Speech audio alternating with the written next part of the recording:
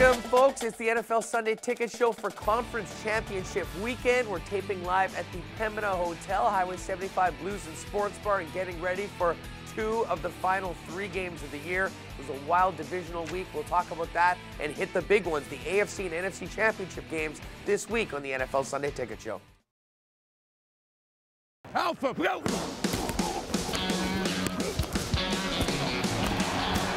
Billy, throw it.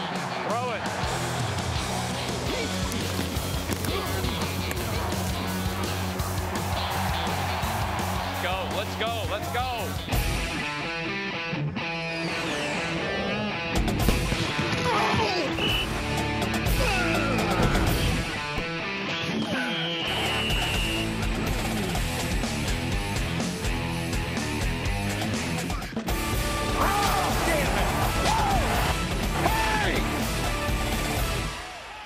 What's up, football fans? Welcome back to the NFL Sunday Ticket Show. Today we are live on location at the Pembina Hotel in the Highway 75 Blues and Sports Bar. Thanks to Trevor D and the gang here for some great hospitality. And see, man, we're getting into the final three games of the year, coming off the divisional playoffs last week. But first things first, we want to welcome a special guest panelist to the Sunday Ticket Show this week, Riley Smith, who joins us as part of the Hustler and Lawless Big Brothers and Big Sisters auction that we did. Riley, great to have you. Great to be a part of the magic that is the NFL Sunday Ticket Show. Hey, it's great to be here. Thanks for having me, guys. Well, it's a pleasure. And, you know, it was great to work with the folks at Big Brothers and Big Sisters. And needless to say, we were fired up that you were able to come here and join us. And we thank you for your support. And it's great to have you. And you picked a great week to come because we are going into Conference Championship Weekend in the National Football League. But first, guys, let's take a quick look back at a wild weekend with the divisional playoffs. Usually my favorite weekend of the year. You're down to the top 8 teams. And Z, I'll start with you. We would be remiss if we didn't spend a couple minutes talking about the classic that was the 49ers Saints game on Saturday. That was the most exciting 4-minute finish maybe in the history of playoffs. Name me a game that had more ups and downs, twists and turns. What's old is new again. What Vernon Davis doing his T.O. impersonation right down to the crying up to the coach, that was magic. Riley, I'm sure you and your boys were sitting around watching the games. Drew Brees got it done twice in the last 4 minutes. Who would have thought that Alex Smith would be the guy that would end the Saints season in such dramatic fashion? Well, and that's the thing. After such a good season by Brees, you know, you'd think in that last couple minutes he could pull it off, which he did, but then Smith would come back and pull it off himself. As you didn't even need to watch the whole game. All you had to do was watch the last 4 minutes. It was insane. Almost like an NBA game. And, you know, first when Sproles got the touchdown, I'm like, oh, well, it was a good run for the Niners. And then they came back, and I'll tell you what, I don't know whether it was Harbaugh or their offensive coordinator that called that bootleg on 3rd and 8 when they were coming in. They needed a field goal. They might have gotten out of field goal range, and all of a sudden, bang, they're up again by the touchdown. And then Drew Brees, it took him, 30 seconds, 66-yarder to Jimmy Graham. But, you know, full marks to the 49ers. We're going to talk with them, obviously, in the NFC Championship with the Giants later on in the show. But they have seemed to really take on the personality of their coach. And Jim Harbaugh is intense as they come, and they certainly never quit. And it's hard to believe that this team that's been the sad sack of the West Coast for the last few years is 60 minutes away from the Super Bowl right now, which we'll get to in a minute. Now, the next question from last week, what the heck happened to the Green Bay Packers? Wow, I'll tell you, there's something to be said for not taking your foot off the gas in week 15 and 16. No matter what Aaron Rodgers says, he said it didn't affect him, that layoff and not playing in week 17. But come on, we all saw it. If the receivers weren't dropping ones right in their hands, when they were open, he couldn't get it to them. That was just a total beatdown. Riley, your thoughts on the disintegration of the 15-1 Super Bowl favorites last Sunday? Well, I agree with what he said. I mean, you got to keep playing all the time. But you got to ask yourself, too, did the Giants win that game or did the Packers lose it? You can look at it from both sides because the Giants, they're clicking right now. They're eerily similar to their Super Bowl team of just a few years ago. You know, Eli Manning is one of the elite quarterbacks in the league, just like he said at the beginning of the season. Yep, you can't spell elite without Eli. We've said that a few times on the show this year. And, I mean, I don't know. The Giants, full marks to them, and they are very dangerous, and they are playing at a top level right now. That being said, when you have 8 drops And I mean, just some brutal drops. The fumbles that the team had. I mean, between that ridiculous non-fumble call that the Packers benefited from and the blocked field goal, this game probably should have been a 30-point win for the Giants. I can't remember seeing a 15-1 team flame out like that in the playoffs before, and needless to say, it'll be a long, long offseason for Mike McCarthy and the Green Bay Packers. Guys, before we get into the games of the week, let's do our question of the week. And see, this is funny. John in Island Lakes asked us, hey guys, great show. I was wondering how much you guys prepare each week for making the picks. About 1,000 times more than I prepared for my SATs, I'll tell you that. We are on the internet. We leave very little to chance. I like to go CNN, SI, Junkyard, Jake, you name it. Not enough time in the day to do all the statistical analysis that goes into the picks. And every now and then we sometimes try to, reach to a higher power, if you will. Let's put him there, Riley. Perfect. Best guest host ever. This is how we really do the picks. Watch and learn. Ravens. It's a big game. I need a big shot. It's going like Bird and Magic in that old McDonald's ad. Here we go.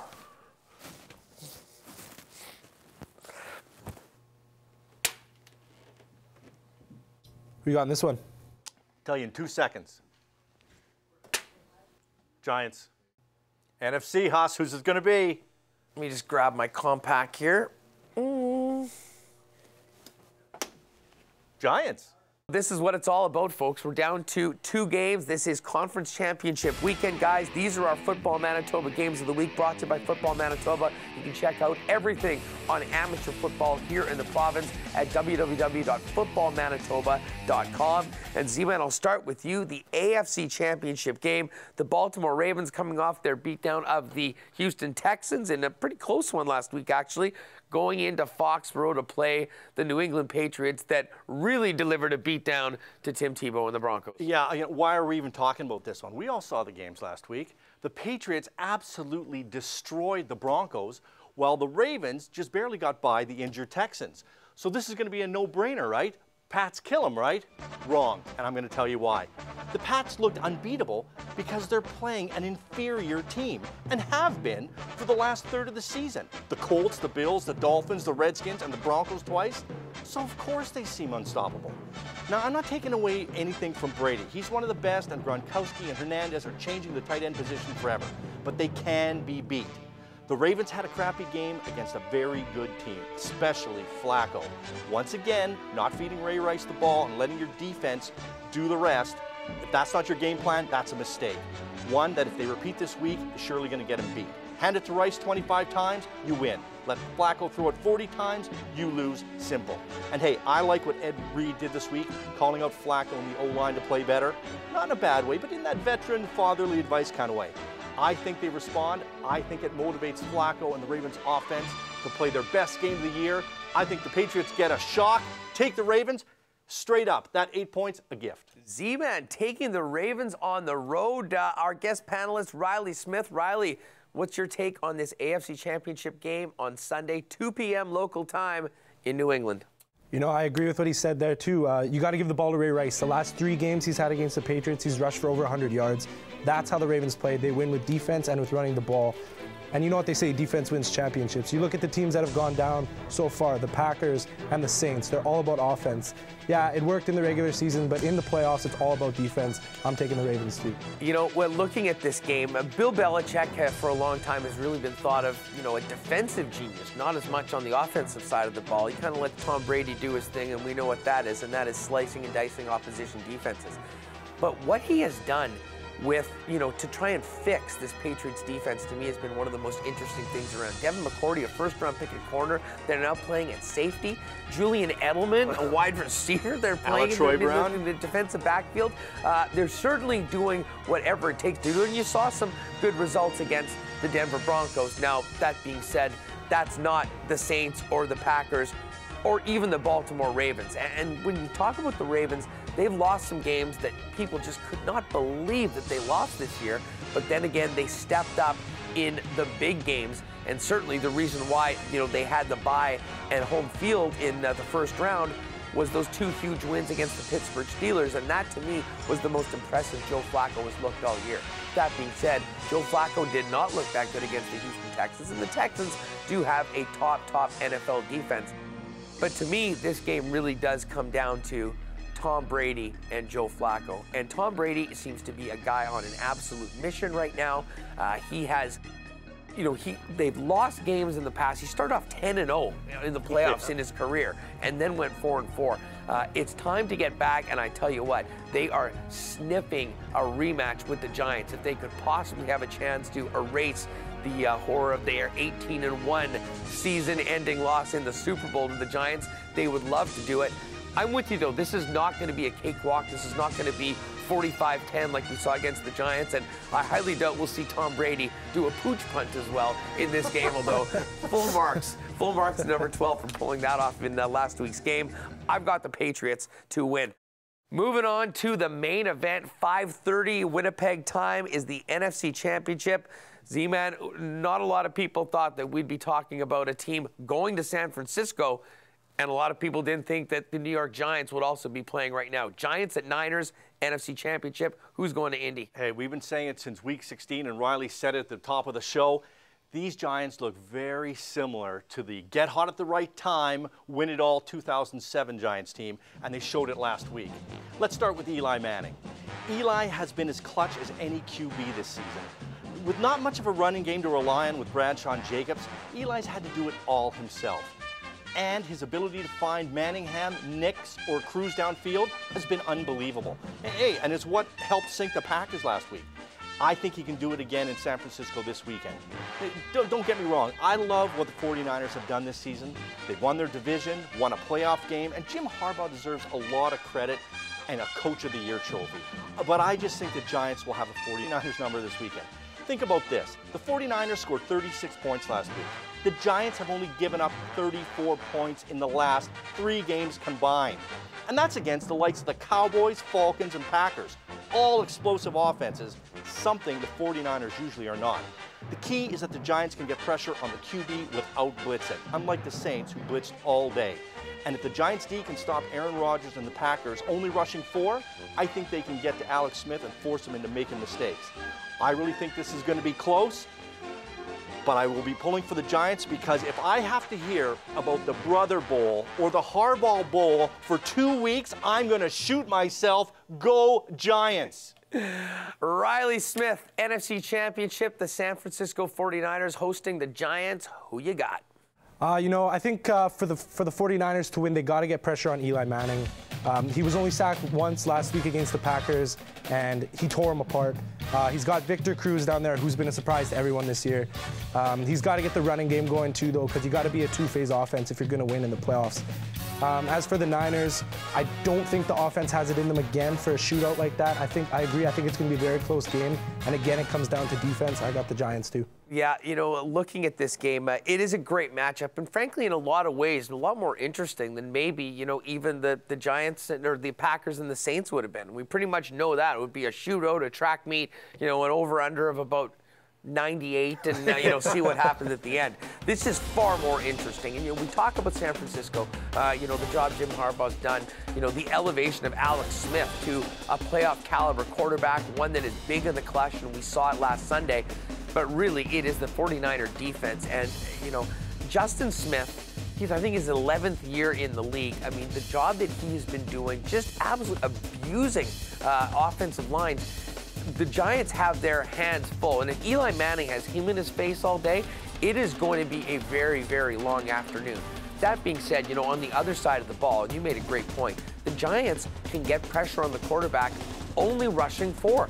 What Osi Umenyiora has been done and Jason Pierre-Paul, to me, one of probably the standout defensive linemen in the league this year, outside of maybe Jared Allen, who pushed for the sacks league. They put pressure on a quarterback that really makes it difficult to do anything more than pop it off, some short passes. And needless to say, they're going to try to get Frank Gore going, but I'm not sure that they can run on the Giants consistently throughout the game. And then you look at the offenses. I believe in Alex Smith. I mean, the job that he did twice in the last 4 minutes was incredible. That being said, it's one thing to do it against the New Orleans Saints defense, and it's an entirely different story to try to do that against the Giants, as we've seen in the last 3 weeks. Eli Manning, we've talked about him all season long. He is maybe the clutch quarterback in the National Football League. That'll really be determined over the next couple of weeks, but there's a reason why they're here right now. It's the huge game he had in Dallas, the incredible win they had on the road in Foxborough against the New England Patriots. Eli Manning's been getting it done all season long. He's on a mission right now, and the odds right now are that little brother will get the second ring before big number 18 in Indianapolis. I like the Giants as well, and 49er fans are going to be angry that we ran the table on the Giants, but we've seen this act before in 2007. Yeah. Heck, we saw it last year. I mean, the Green Bay Packers didn't win their division. They kind of came in hot, and they're doing it, and we're seeing it again right now. And here's hoping for a rematch of the 2007 Super Bowl, because what a story that would be when we'll be out in Indianapolis. I'll, of course, be there. I'll be hooking up with the guys on the Sunday Ticket Show via Skype from Indianapolis, so it should be a great, great Super Bowl show. But that is it for the week. Riley, did you have some fun? I had a blast. Thanks again, guys. Great stuff. It's time to build a burger here at the Pemby, and we've been looking forward to this throughout the weekend. Folks, enjoy the games this week. Thanks again to Trevor Druxman and everyone here at the Pembina Hotel and the Highway 75 Blues and Sports Bar for hosting us, and of course the gang in the back that are going to be making these burgers for us right away. And don't forget, of course, NFL Sunday Ticket is over for the year. As far as the package, you can still order the TSN Jets package, as well as the NHL Center Ice package from Shaw. It's available at 480-7429. Thanks for watching, everyone. Enjoy the final Sunday of playoff action before the Super Bowl, and we'll see you in a couple weeks. I'll be in Indy, and we'll be getting ready for the big one, Super Bowl 46, here on the NFL Sunday Ticket Show. Nothing like it. Nothing like it. Never experienced anything like that before.